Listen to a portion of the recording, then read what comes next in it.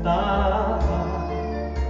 Naduduwag, nawawala ng pag-asa, at iniisip na natutulog pa. Natutulog ba ang Diyos? Natutulog ba?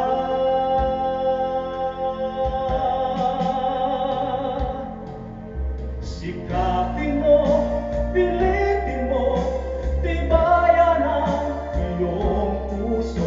Tanging ikaw ang huhubog sa iyong bukas.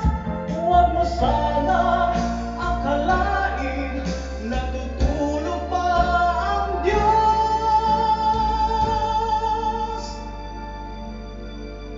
Ang buhay mo ay mayroong halaga sa Kanya.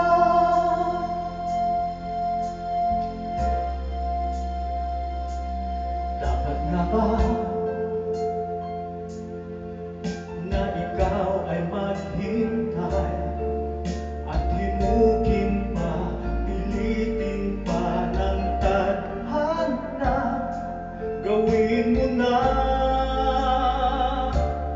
kung ano ang nararama.